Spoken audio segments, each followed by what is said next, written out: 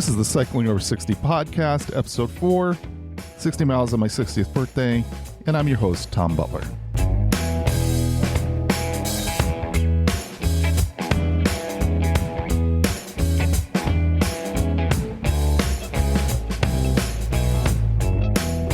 Hello, I hope you enjoy this episode as I continue my sharing of an attempt to do the Seattle to Portland bike ride next summer for the first time at 60 years old.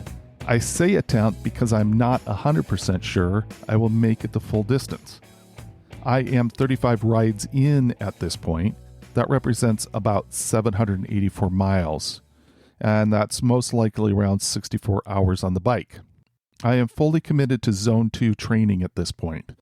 I'm pretty convinced that it's helping me from overtraining. I am getting personal best times on some rides in some segments of rides, so I guess that means I am improving, but it feels very, very slow. My rides are still pretty much cold and rainy. However, I generate enough heat that doesn't really bother me. The exception is if I stop for a while in the middle of a ride.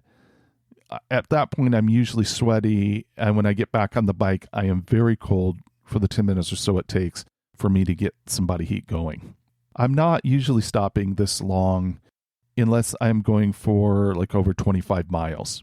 One of the 35 rides I did was on my 60th birthday. So that means I am now officially cycling over 60. It does feel good. As always, I hope my efforts provide something valuable to you as you take on your cycling challenges.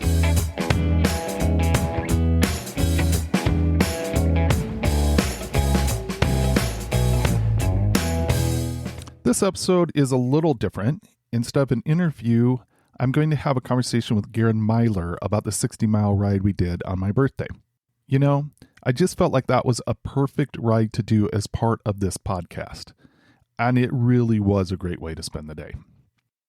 Garren will be riding with me on the STP, and he is also my son-in-law. And I have to say that I feel blessed that he enjoys riding together. Now, he is a much stronger rider than me, and he generously slows down to match my pace. He doesn't have any experience with the STP either, and not much experience with biking at all, so we are learning how to prepare together. Here is our conversation. Thank you, Garren, for joining me to talk about the 60-mile ride we did on my 60th birthday. Yeah, thanks for having me. Now, you're going to be riding the STP with me. One of the reasons you're riding the STP with me is because you're my son-in-law, and I am a little bit curious. Did my daughter, I don't think my daughter pressured you at all into doing the STP. No, absolutely not. If anything, I've pressured her to try to do it with me. So, okay. No, definitely no pressure from that front. It's been all you. So besides just being able to ride all day long with me for 2 days, what are some other things that you're interested in when you think about doing the STP? I've never done any sort of, long range kind of endurance athletic ventures at all. And it's kind of a can I'd love to crack open. And so I think that'd be a really good opportunity to do it. Cycling too isn't really something I've done in the past. So it's kind of like, it seems to me like maybe a good way to dive in. But I mean, honestly, since you told me about it, I looked at the website and I've seen their Instagram posts, and it just looks like everyone doing it is having such a good time. There's so many smiles, and it looks like a really exciting, fun event to be a part of in general. So I'm really excited for that. I think that's the reason that I've been interested in doing it for so many years, because it seems like such a cool community. I'm really into cycling, even though I got away from it for a number of years. And just to be with a whole bunch of people, like 6,000 people. I don't know if they'll end up with 6,000 people, but to be with that many people, just being out on bikes and having fun with each other, I'm really looking forward to it. It's definitely a good measurable accomplishment.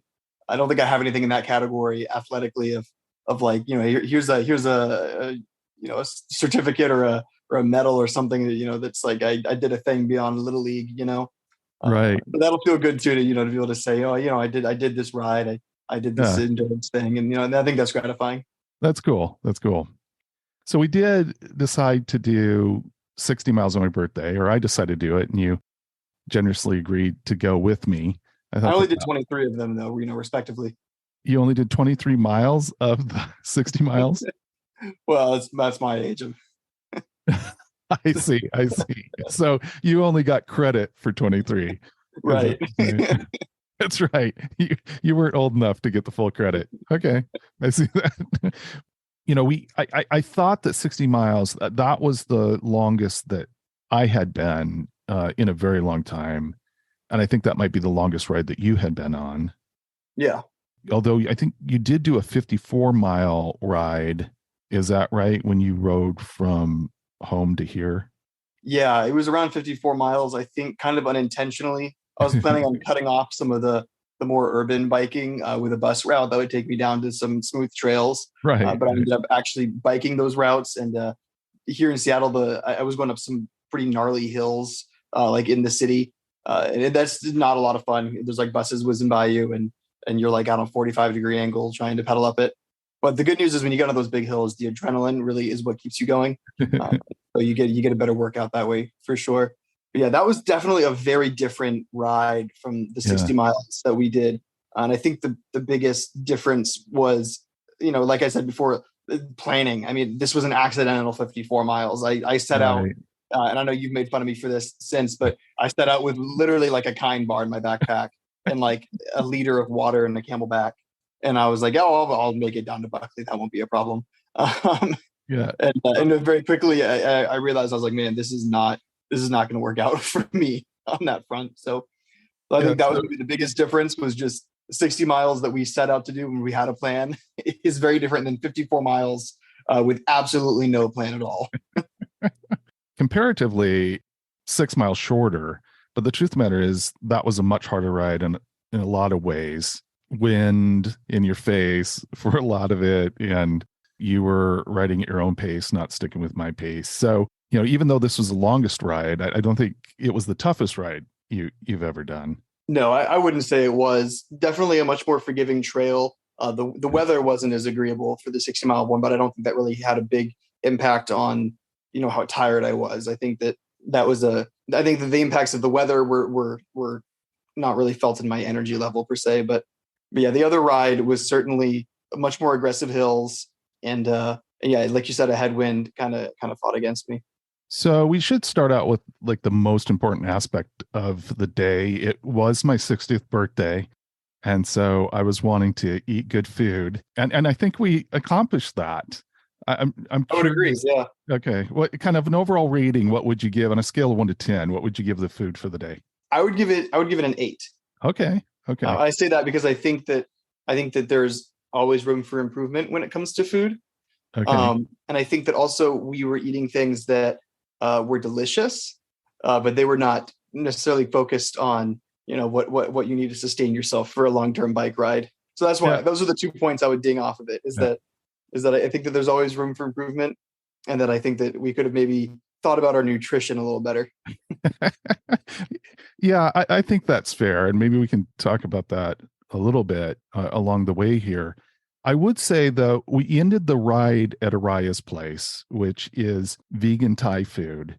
And I have to give that a 10. I mean, we're very familiar with Araya's. And I just think that's a place that kind of always gets a 10 from me. I would absolutely agree. Arise place can't go wrong there at all.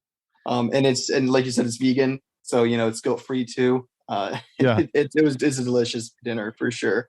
It's exactly the kind of thing you want getting off of a trail and you're just starving. I might vote that vegan Thai food is like the best food to eat after a long bike ride. Yeah, Would be my vote, actually. You yeah, know, I could totally see that. A lot of it's lighter stuff. It's not heavy. It's not going to sit there in your stomach. It's not too oily or greasy. Yeah, yeah. it's good. It fills you up, but it's not going to weigh you down. So I don't think we're going to have that option after the STP, but I don't know. Maybe we should look for that. Obviously, there's Thai food down in Portland. Maybe we should be looking for that as something to do. It's going to probably be later in the day, but I don't know. That's something to think about. For lunch, now lunch was kind of an unknown. And Hmm. we ended up at Cafe Neo in Arlington, and we did that mostly because it was convenient. but I thought it ended up being a really good place. I don't remember what you had. What did you have at I Cafe Neo? think I had a burger with a gluten-free bun, I believe. I think this was an example of what you were saying. Like I was going for birthday meal and not Hmm. I'm cycling meal.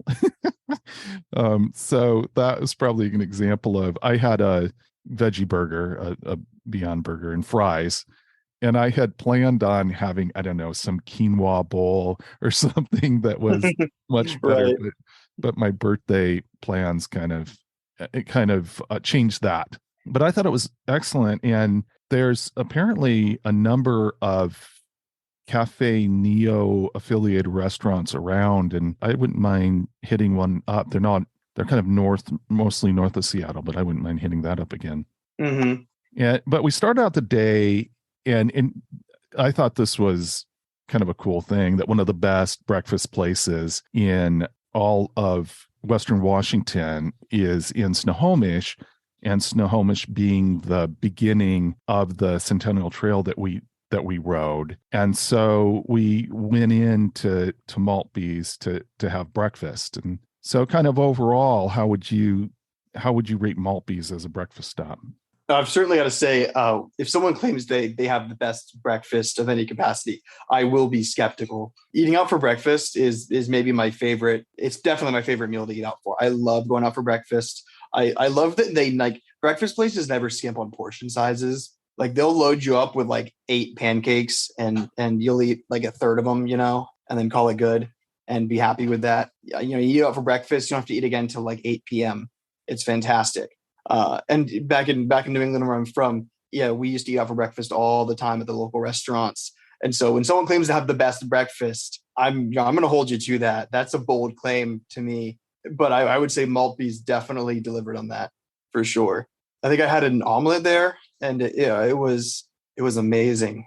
Really, really good stuff. And I had some hash brown potatoes. Remember that was really good. Yeah. It was Yeah. excellent. Yeah. So no, 10 out of 10, and they can keep that title because I can't point to anywhere in Western Washington that I can say was with confidence is better than that.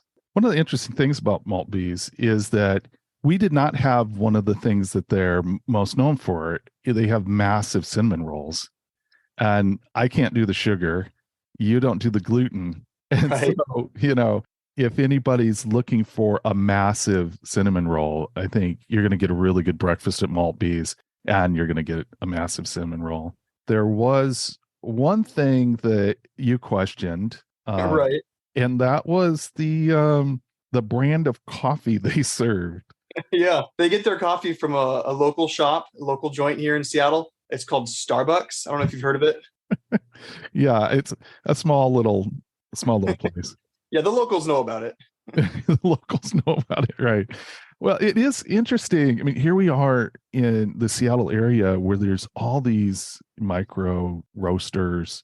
And I actually looked up, I was so fascinated by the fact that they were using a big national brand of coffee and they have what looks to be a really successful roaster there in Snohomish called Vista Clara Coffee. And I actually started composing an email to Vista Clara Coffee to say, hey, what is up? I'm so curious. I changed my mind because I didn't feel like if there's, I don't know, maybe something going on between Vista Clara and Maltby's, I did not want to stir that pot. We both had eggs before we hit the trail. Yeah. I did that. Again, our meal choices were not about riding 60 miles and what we needed. I had kind of controlled the meal choices to be what I wanted to eat on my 60th birthday. Right. um, but I found a really interesting article, and it's from Cycling Tips, which is an outside magazine site. And the author, Lizzie Marsh, who's an exercise scientist and nutrition consultant, talked about breakfast for cyclists and what to eat. So it's kind of a specific article, and I'll link that article in the show notes. And she said eggs were fine. What she said was avocado and eggs on toast gets a thumbs up, and that sounded great to me. So I don't Yeah. think that we missed the mark too much with what we ate for breakfast. No, for sure. Yeah.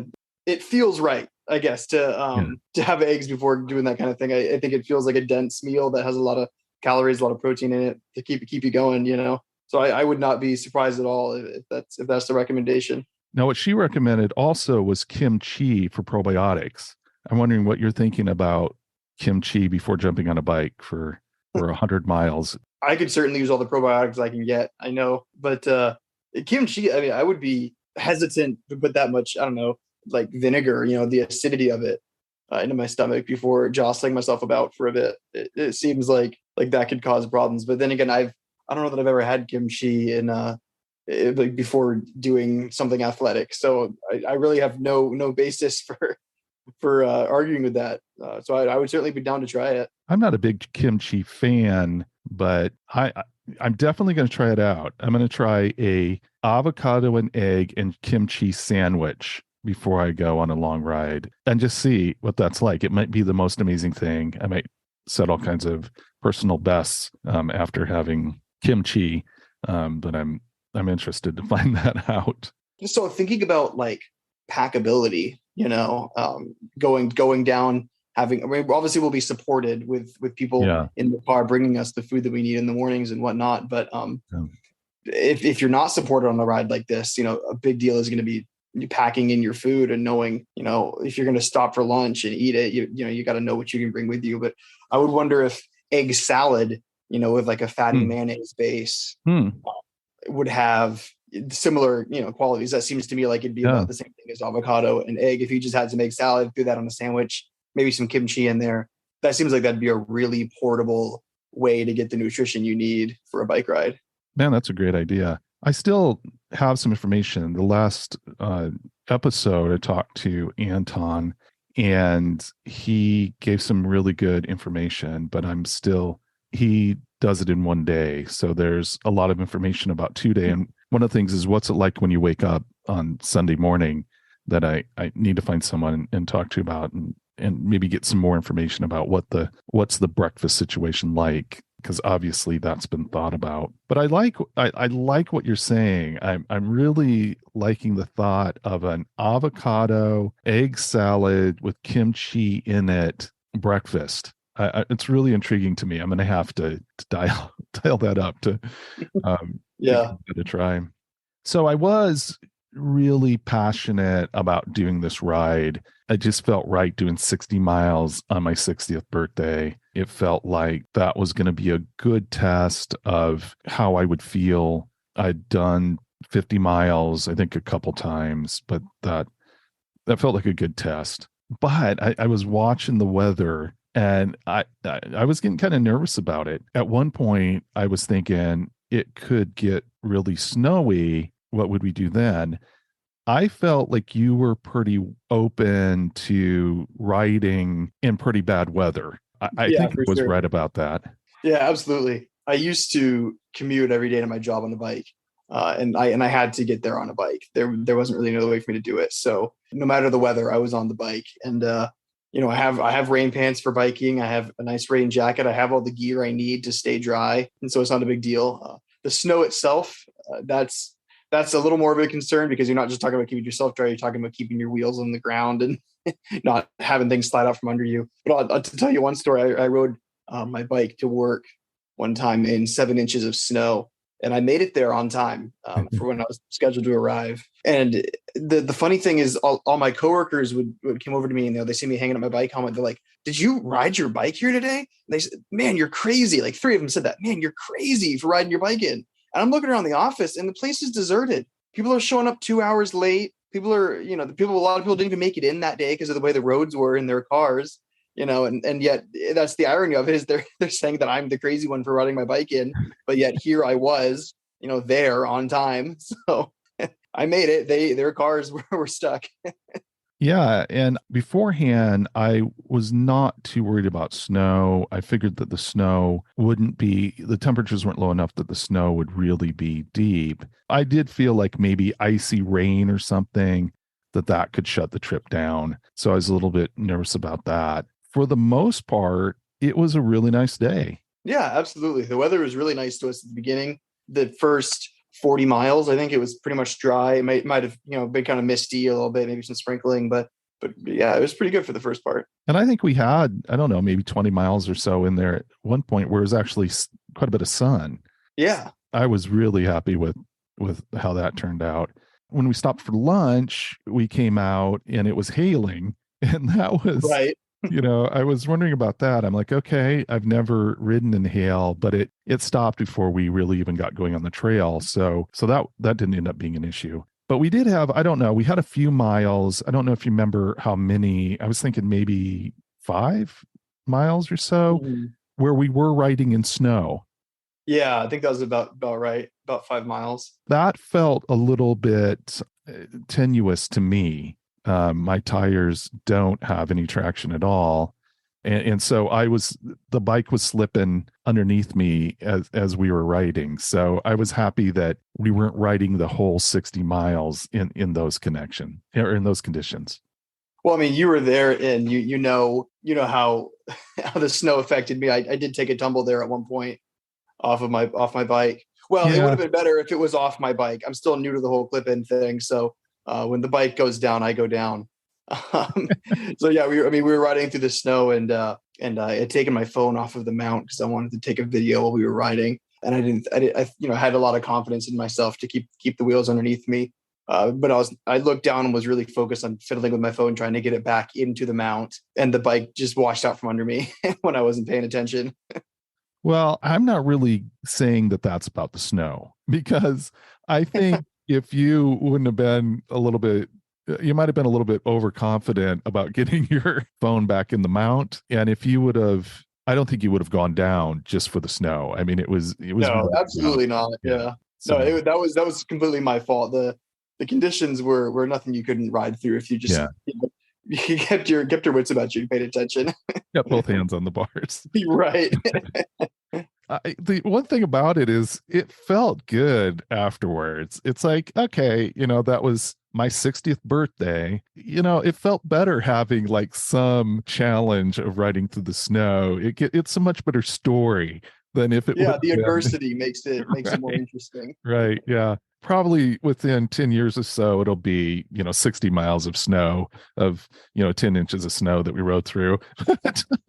Right.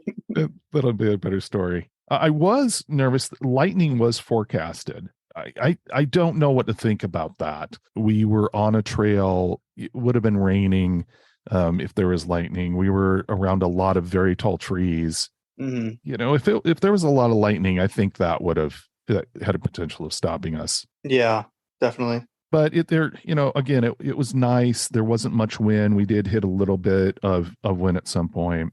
I was really pleased with how it turned out. I felt really thankful. As I mentioned, I chose the Centennial Trail, which was 30 miles up and 30 miles back. We ended up going, I don't know, a little bit over 60 miles, I think 61 miles or something like that, because we rode into Arlington for lunch. I felt like that was such a good trail to choose. And I'll post a link to the Washington Trails Association for that trail. If anybody is in that area and you want to do a nice ride, it's a really nice flat ride. It starts in Snohomish and then it extends over the Skagit Valley line. It's a Rails to Trails project and a very nice one. It follows the Burlington Northern Rail line. I'm just wondering kind of your overall impression of the trail. What did you think? It was definitely a very excellent trail. I think it kind of hits all the marks for what I would look for in a good bike trail. Obviously, the first thing is the quality of the pavement was excellent. Not a lot of tree roots or frost heaves or anything like that were present. So very smooth riding. Because it's a Rails to Trails, it means, the elevation gains are gradual and the corners have, large radiuses to them. But not just that, but the scenery was good. We're riding through, a lot of trees, a lot of, really beautiful views of some hillsides, and there's some meadows and whatnot. But at the same time, you also get to go through Arlington, you get to go through Snohomish. And so you still get to have opportunities like we did to eat lunch at places or to swing in and get a snack somewhere. It's nice to ride through nature, but it's also nice to have places to stop here and there, to refuel. So that I would say in all those respects, it was an excellent trail and definitely a good way to break in my first 60-mile ride. Yeah, I felt like where Arlington is really nice because you hit it about 20 miles. So that's a good point for a break. And then when you go up and turn around, then you're coming back at about 40 miles. So it was a good stop for lunch. Not to mention the way that the trail makes its way through Arlington is very graceful. I've certainly been on some trails, when I did the Foothills Trail down south, that goes through some towns. And there, it's not very graceful. You have to stop a bunch for cars to go by, or you have to share the sidewalk with pedestrians. And so the way it navigated Arlington itself was very well done as well. There's only a 1,200 foot elevation gain over 60 miles. The climbs are really easy, and even for me, for anybody that is looking to go out with family or something, or to do a long ride and you're not used to doing long rides and you don't want to do a lot of climbing on a long ride, then a really nice option. At the end of the trail, you end up after 30 miles. If you start in Snohomish, you go 30 miles to the Nakashima barn. When we got there, I didn't have any information about it, and I kind of wish that I had looked it up, because it's an interesting story. The Nakashimas were the only Asian dairy farmers in Snohomish County when the family took over the farm in the early 1900s. And because of land ownership restrictions, the family didn't actually purchase the farm until 1937. But then, after only 5 years, in 1942, they were forced to vacate the land, and they had to report for internment because of World War II. And they ended up having to sell the farm for like nothing. And after internment, they never returned to the farm. And so it is kind of a somber landmark. It marks a dark time when fear drove people to make huge judgments. And so I kind of felt like missed an opportunity to really recognize what the barn was all about. Yeah, you certainly have to find the information on your own. There's not a lot of signage in the area. You really wouldn't know what you'd stumbled upon, I think, if you showed up there. Yeah, and I think that's a shame. I think that Absolutely. Maybe we just missed it. I mean, I was focused on kind of getting turned around and leaving. So maybe we missed it somehow, but I think we looked around. And at the time we were there were 2 honey buckets, which could be a nice relief when you're 10 miles from Arlington. Well, that was one thing about the trail, I would have to say, is that there were good facilities, Absolutely. Yeah. Now, one of the things that there was a warning, and it said that black bears had been encountered at close range recently in the area. I remember telling you about this, and the thing that I remember most is you were like, cool. Yeah. I mean, you didn't seem to be too worried about the danger of seeing black bears. Am I right about that? Absolutely. Yeah. Now, so I went to high school in Florida. When you live in Florida for long enough, you get really complacent because there's a lot of things in Florida that like to eat you. And there's a lot of warning signs for where you do and don't go. And nobody ever heeds them in any capacity there. And I'm not sure why. We've had black bears in our yard before in Florida, which is interesting when you see a black bear and you know that it's not the top of the food chain.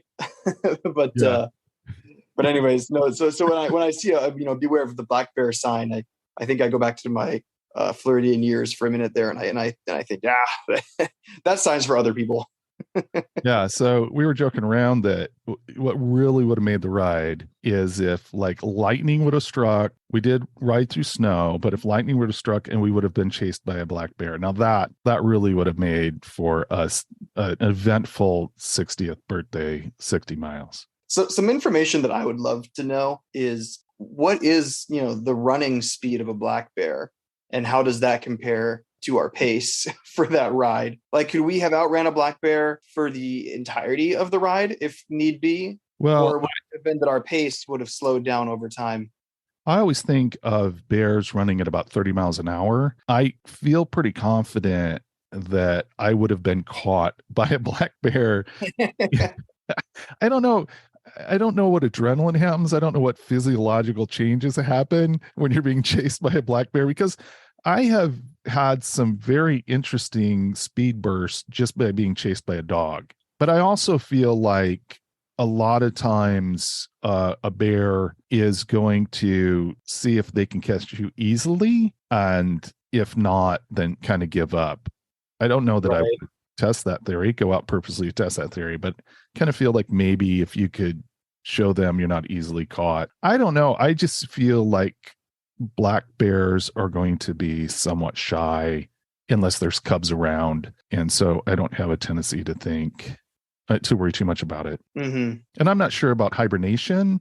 When they say bears have been encountered in close range recently, I don't know that they're updating that a lot. So it might be that that's in the summertime when salmon are running or something, that's an issue. And we weren't ever at risk. It would have been made the story better. Again, in 10 years, it might be a lot of snow and bears chasing us as I relate the story to people. I mean, give a bear a bike and nothing really happens, but teach a bear to ride a bike, you can terrorize a whole county. That's true. That's true. I didn't think about that. Maybe they're studying people. Maybe. All right. Learning the behavior. So one of the questions is, how do you feel, or do you feel like this helped us prepare for the STP? I do. I feel like physically preparing for the STP is a very different challenge than preparing for it mentally. Just kind of preparing for what it's going to be like. I mean, we finished the 60 miles, you on the STP, you eat lunch at 55 or something for the first day. Yeah. And so to think about getting off that 60-mile trail and, approximately turning around and doing it again was I remember my brain trying to picture myself doing that. Okay, I'll get an hour break and then I'll be back at it again. And it's that seemed pretty grueling to have to do that. But I think the biggest thing that I learned from that ride was about kind of how I need to build in a reward system for my brain.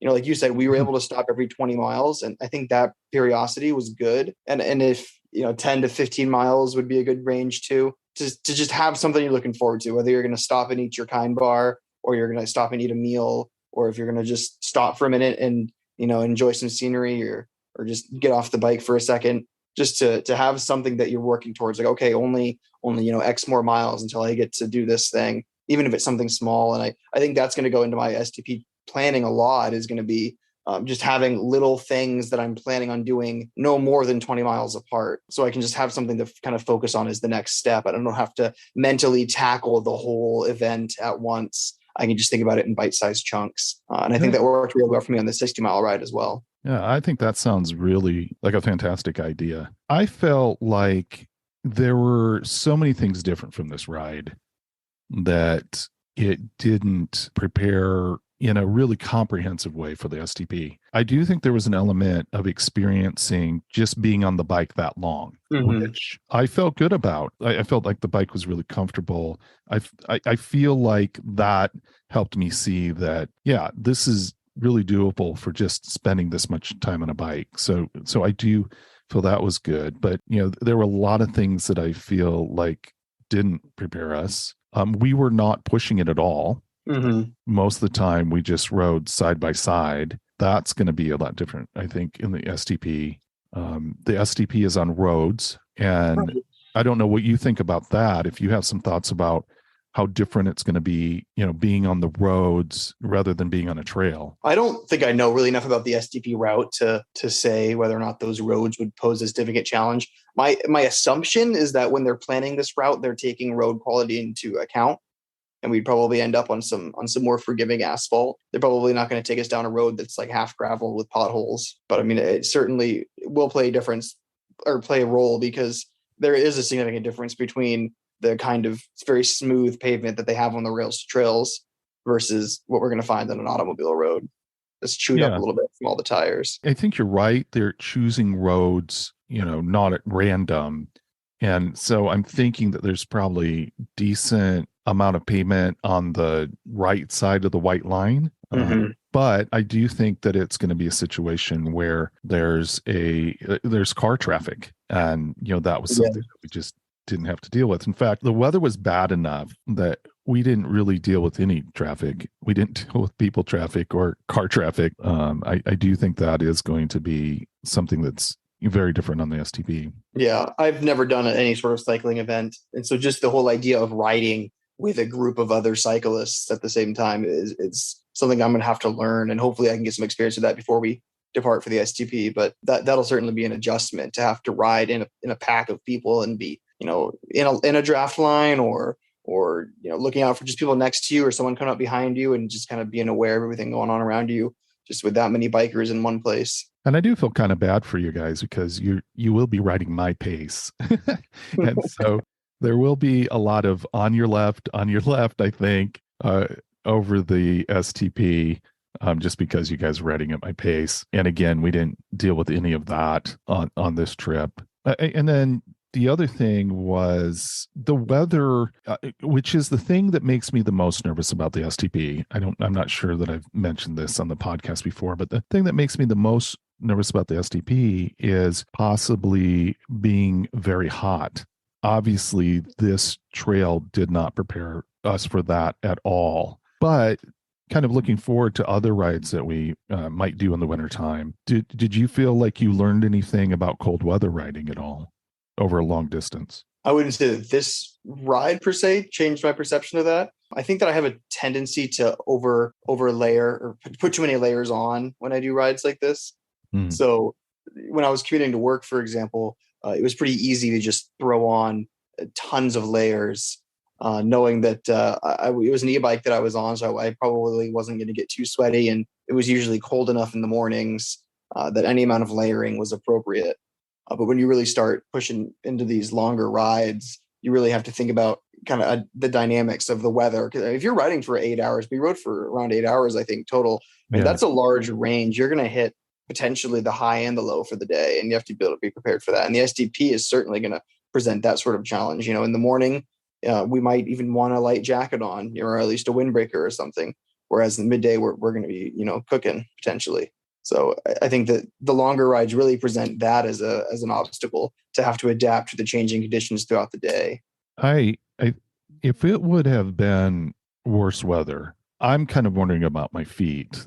I wasn't wearing shoe covers, and at one point I did feel like my feet could be too cold. I really like the Adidas cycling shoes I have, but I think to do that again, I would want to figure out some way to get some neoprene shoe covers or something like that to shield my feet a little bit more. Yeah, that actually was a problem that I had on that ride as well, that I'd kind of forgotten about. But my feet did get soaked through by the end of it, in the snow patch especially.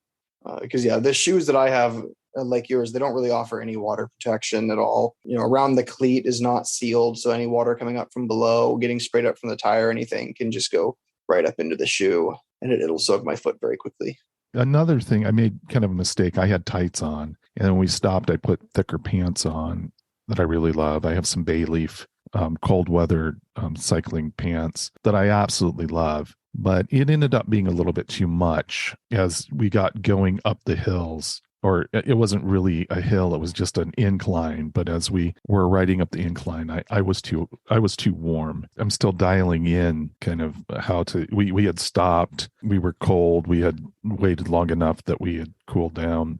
I'm still trying to navigate kind of how to do that on colder days. So how did you feel about your bike on the ride? Did you feel comfortable? Did you feel like it worked well? Yeah, I was overall very pleased with the way that my bike performed. Comfort wise, I think that the padded short and seat combo that I have treated me well. I didn't hurt from it being too small, but I also didn't chafe or anything from it, being too plush or too big or having any sort of interferences. So overall, that was very comfortable. I think that adjustment wise, my seating position is pretty dialed in and everything. I use aero bars on it because it's a flat bar bike. And so I use aero bars, not for the aerodynamics, but just because I really enjoy the position that they give you, and that you can send the load of your weight up through your elbow and into your arm that way. And I really like the way that feels compared to holding yourself up by your wrists. I was experiencing like hand cramps and some wrist pain when I was riding with the flat bar.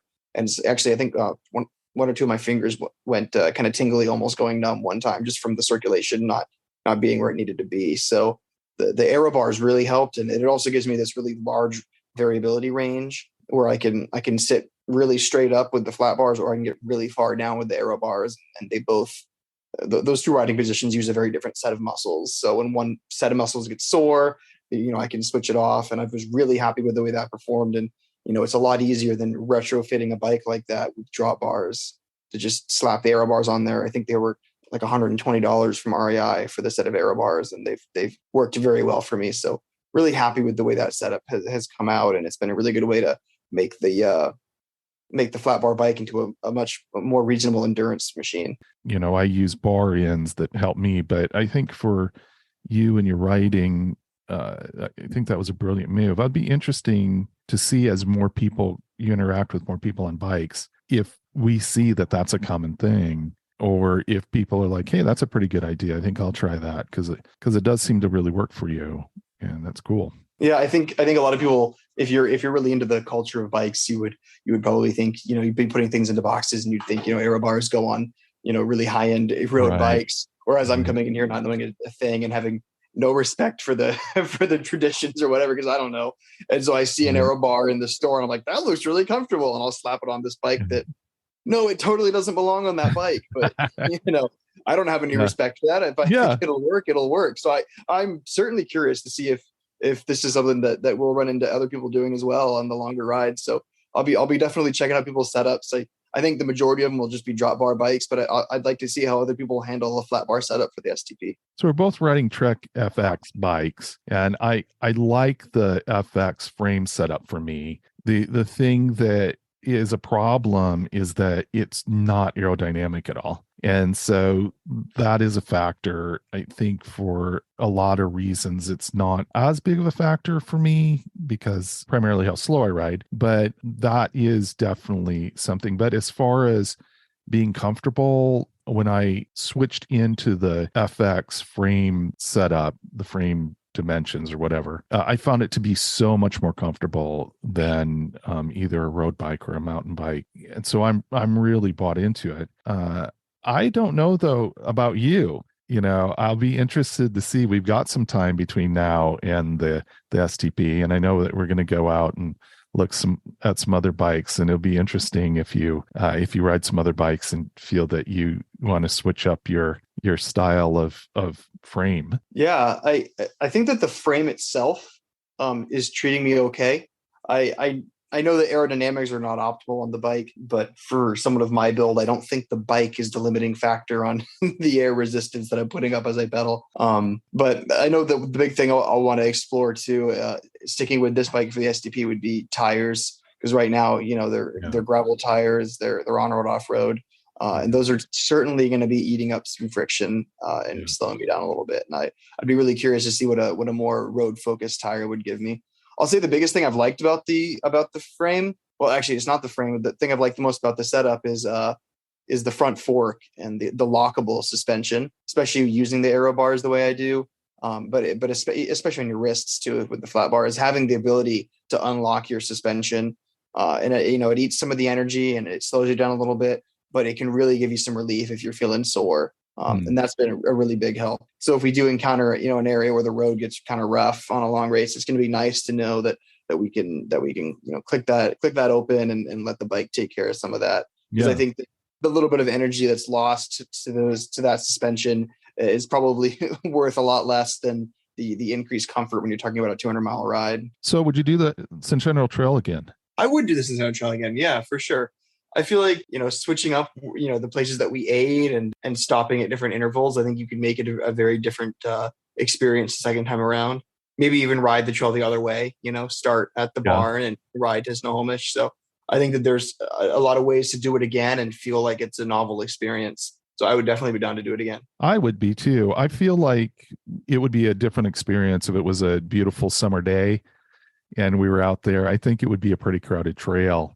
So it might be a very different experience. In my mind, I have kind of this dream of having the first cycling over 60 fun ride and have a big group of people over 60 or around 60 and older. That would be a really fun trip to do. So I might be working on that to maybe do in the fall.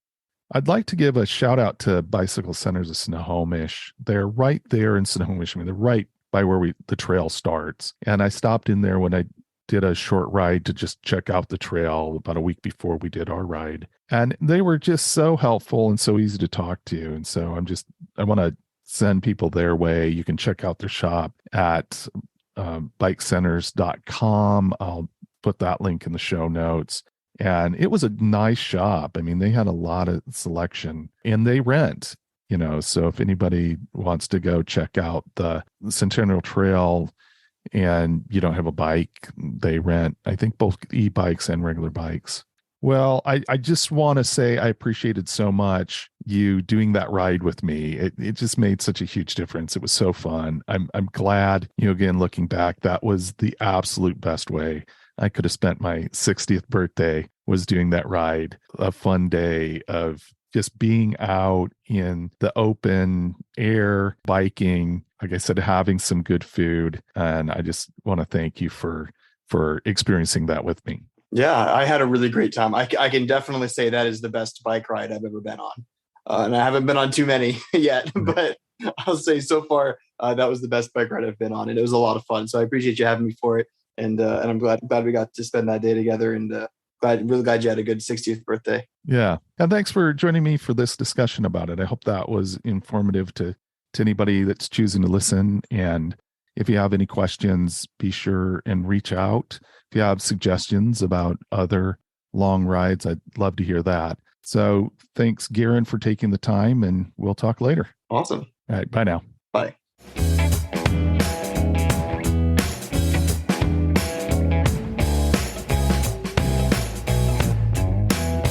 There you have it. I would love to inspire more people to plan a 60-mile ride on their 60th birthday. I guess the question is, will I be doing a 70-mile ride on my 70th birthday? I hope so. I would love to get more comments on what you would like to hear covered on the podcast. Expert guests you'd like to have on, stories of people who ride over 60 and their adventures. Please go to Cycling Over 60 on Instagram and reach out. The Instagram account for Cycling Over 60 is all spelled out, and you can find the link in the show notes. Thanks for listening. Good luck with all your cycling adventures. And remember that age is just a gear change.